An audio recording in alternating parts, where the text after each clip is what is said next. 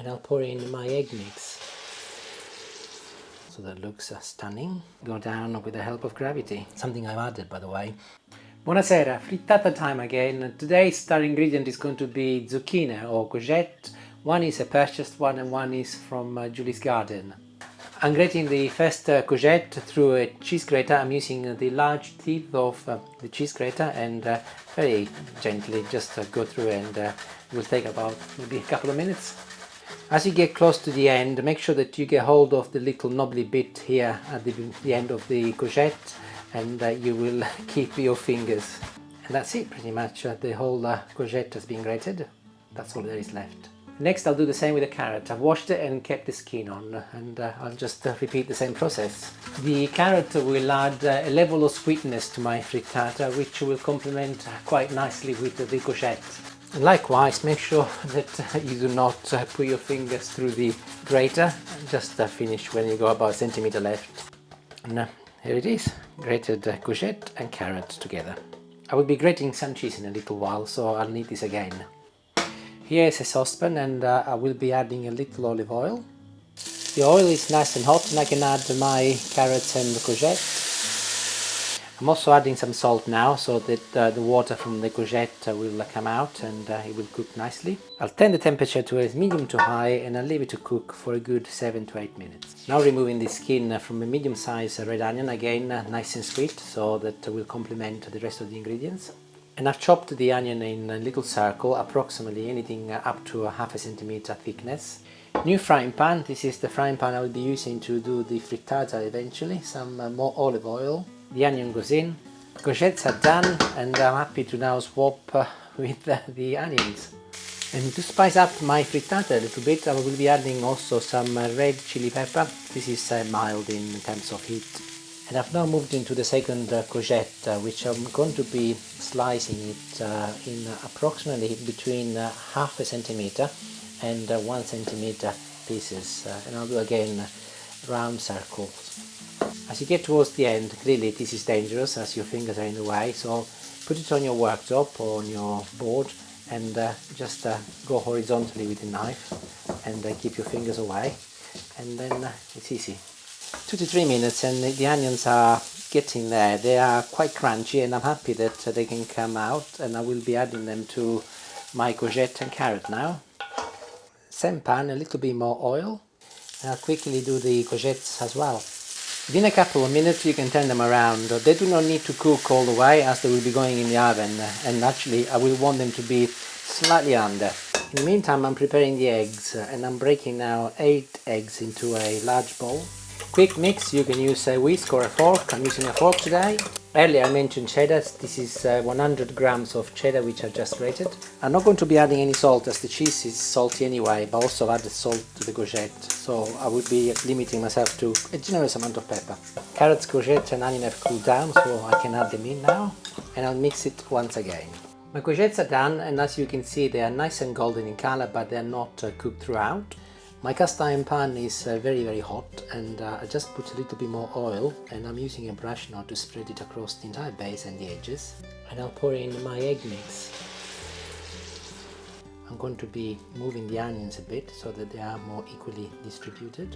And I'm going to place the largest of my courgette in the middle so that it looks stunning, and the rest of them will go on the side. I want to make this aesthetically very pleasing, so I've halved some plum tomatoes, and I'm positioning them on top of my round courgettes. In the middle I'll put 4. And it's ready for the oven. 20 minutes, 225 degrees in my case. You will have to see how you get on with yours, but keep an eye on it, make sure that you don't burn it. It's in about 25 minutes. And there it is, out of the oven just now. Actually, I left it in the oven for 18 minutes, and the last 3 minutes I lowered the temperature to 180. I didn't want to burn it, so you'll have to judge it. It looks lovely, look at that. Smells gorgeous too. Normally I would put some parsley on top, some very finely chopped parsley, but it looks so good, I don't want to spoil it. But I will be drizzling in a little olive oil, and I'm going to leave it also to rest for anything between 8 to 10 minutes before I get it out, so that it will shrink in size and it'll be easier to come out. Let's see what it looks like. I'll go in with a spatula first, and as I said, see, I shrunk a little, so Sì. I particularly like these little pointy bits where the mix has actually Oh yeah, it's gone in the lip of gone in the lip. That's quite nice. So just go around and ease it with the spatula the best you can. Inevitably, you will have a little stack at the bottom, but that's fine.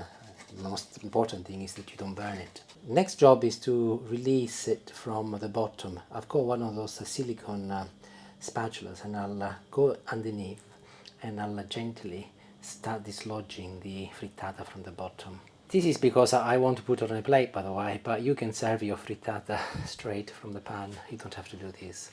I'm hopeful. And you can see that it's working quite well. But make sure that you let it cool down for anything between 7 and 10 minutes before you do this. Or longer if you like it cool. Or longer, yes. Completely cold, We yes. often have it the next day cold, don't we? And it just cooled down enough. No, it doesn't. It's still hot. And I'm now trying the little miracle. I'll lift it from the front and I'll gently let it go down with the help of gravity. Wow. Yep, well done. There you go. And look, this is all... actually, it's not bad at all. No, not bad at all. Not bad at all, indeed. My little round courgettes look very nice, don't they? If you leave this to cool down completely, you can eat it the day after, or you can stay in the fridge up until 3-4 days. At the end of the day, it's only eggs and vegetables, so you can eat it cold as well.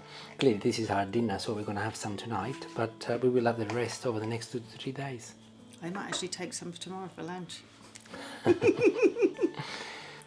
going to chop this little slider here, and let's have a look.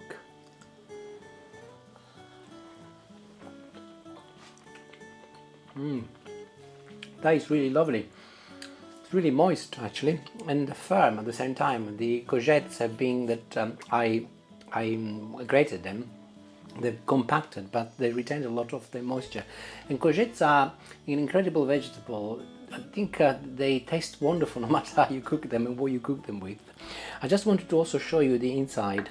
I've said this before, and I'm sure that this will taste even better tomorrow. But there you go, look, here is the inside. Doesn't it look lovely?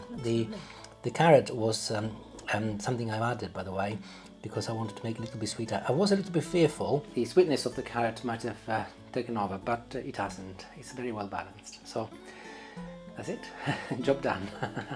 Ciao ciao, buon appetito, and grazie, arrivederci, bye bye.